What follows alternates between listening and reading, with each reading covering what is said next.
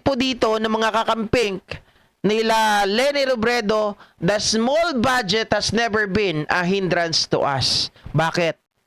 Mas maliit pa po ang pera, ang budget na binigay sa Office of the Vice President during the Duterte administration. Diba? Sabi dito, the Office of the Vice President confirmed that no funds were allocated for its medical and burial assistance program under 2025. Ulit-ulit. There's no approved budget for the medical and burial assistance program of the Office of the Vice President. Ano ba yan? Tapos dito, the 2025 allocated 733,100, sorry pala, mali pala yun. 733,198,000 to the OBP with 117,087,000 for general administration and support and 616,111,000 for socio-economic program delivery. Notably, the 2025 budget is higher than all but one annual budget allocated the OBP during former Vice President Leni Robredo's term. Ito mga ka-GPnatics. With one of the small budget allocation among government agencies but consistently receive an unqualified opinion from the Commission on Audit. At the House of Committee on Appropriations briefing on September 14, 2020, Robredo highlighted her team's ability to maximize limited resources by partnering with private entities to sustain key programs. Diba? Malayong malayo. Si Sara ata, mga kababayan, ay umaasa lang sa budget, umaasa lang sa pera. Samantalang si Leni Robredo ay maparaan. Whatever is given to us, we will make do it with that. Of course, we would able to help more people if we are given more. But whatever is given to us, we work within that budget. We try to pour all our energies to look for private partners. Diba, mga kababayan? Tingnan nyo po ang layo ng mindset ni Sara Duterte compare sa nakaraang administration. I mean, sa nakaraang Vice President of the Philippines. 'Di ba? Niloloko natin si Leni na ang ginagawa niya kasi laging lutang, paulit-ulit sa kanyang sinasabi, but that is the way para maalala niya yung last word na sinasabi niya to continue her statement. 'Di ba? Pero mga kababayan, pagdating sa diskarte, 'di ba, Kelly? Thank you nakahabol. Sabi niya, mas magaling ang diskarte ni Leni Robredo. Kasi, sabi nga nila mga kababayan, ako naniniwala ako when I was in a call center. Eto Danny, sino ba yon? Yung galit sa akin. Nakalimutan ko pangalan. John Delso, when I was in a call center, ang sabi sa amin ay ganito, yung natutunan ko. Huwag kang mag-focus sa isang bagay na wala ka naman control. 'Di ba? Kagaya po halimbawa mga kababayan, kapag binigyan ka ng budget, wala kang control diyan. Kung mababa yung budget, huwag kang mag-focus diyan, huwag kang umiyak ng umiyak gaya po ng ginagawa nila Sara Duterte. Kasi siya naman ang nagsabi noon Kung tutusin, she already given a chance to defend herself, to defend her agency.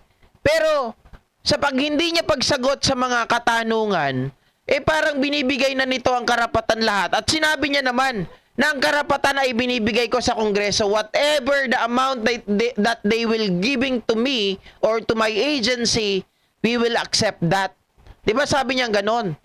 Mga kababayan, pero ako, nung nasa call center ako, iba ang natutunan ko. Kung hindi mo kayang i-control yung mga bagay na yan, wag ka dyan mag-focus. Mag-focus ka sa mga bagay na kaya mong gawin. Which, mga kababayan, talagang na-apply ko po sa sarili ko. Bakit?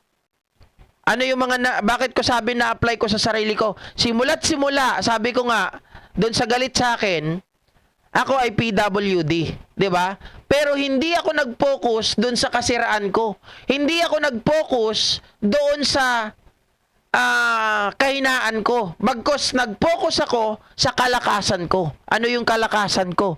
Kalakasan ko magbenta. Ano yung binebenta namin? Yung product ko. 'Di ba? Yung product namin, ano pa yung binebenta ko nung first time call center agent ako. Naniniwala ba kayo mga kababayan? Mga ka-GP Natics, nung ako po ay first time call center agent, nagwardya muna kasi ako. Doon ako na-discover. Tapos, napasok ako sa isang company na kung saan po ang binebenta namin extreme surge. 'Di ba? Ano yung extreme surge? Pampahaba ng etits. Pang long time erection. Yung mga ganon. Kahit nga putol na yung ari, nabebentahan ko pa eh. Nag-focus ako doon kasi magaling ako mambola. Mga kababayan. Hindi ako nag-focus doon sa kahinaan ko, sa weakness ko. Na hindi ko tinitingnan kasi yung sarili ko na ako ay may kapansanan. Hindi ganon. Hindi ganon ang mindset ko. Tumitingin ako kung hanggang saan ang aking kakayahan. Doon ako nagpo-focus. Bakit ako magpo-focus? Doon sa bagay na wala naman ako magagawa. PWD na nga ako eh. Paninindigan ko pa ba na, ay hindi ko kaya yan kasi PWD ako. Baka magka-problema ako dyan kasi PWD ako. Hindi. Mag-focus ka sa mga bagay na kaya mong gawin. Mag-focus ka sa mga bagay na doon ay malakas ka. Mag-focus ka sa mga bagay na doon ay mag-e-excel ka at makikilala ka. 'Di ba? Sabi ni Ray Rappol, saan yan Sir GP bibili kami? Hindi ko alam kung ano pa siya eh. Pero dati kasi, mga kababayan, extreme surge, yan yung mga katapat na mga Cialis, 'di ba? Yan, may mga verbatim kami dyan kapag nagbebenta. Outbound ako dati doon sa ano na yon. Tapos, nung natuto ako dahil minumura ako ng boss ko, minumura ako ng mga supervisor ko dati, hanggang sa, talagang doon ako natuto. Sabi nga nila, ang turo rin sa akin ng prop ko dati, si JDB, prop ko yan. Kaibigan ko pero prop ko pa. Sabi nila, kapal na mukha, tibay ng sikmura, English lang, pera-pera na ang labanan. Ganun lang. Diba?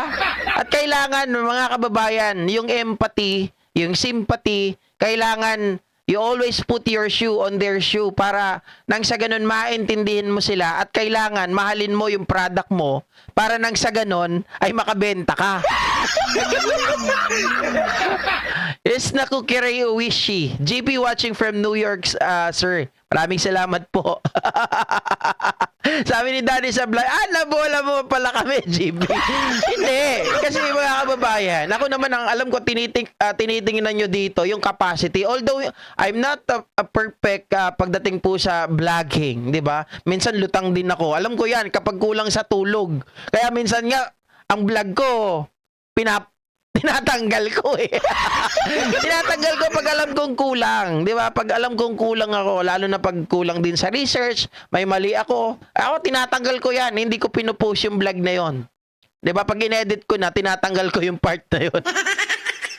Sabi ni Edita Paraiso, hindi ako makaleni pero si Digong sa umpisa binigyan niya ng 900k sa loob ng 6 years tapos noong nagtapos 2022 1M tapos si Sara Duterte 28 2B gustong budget 2025 pambayad yan ng mga dailies vloggers. Totoo yan mga kababayan. Ako naniniwala na talagang etong mga to pera lang ang nangyayari kay Sara, di ba? Kahit yung Confi funds ng Davao, 490 million every year sa DepEd, ang daming mga pera, ang daming mga ghost employees, puro pera ang problema.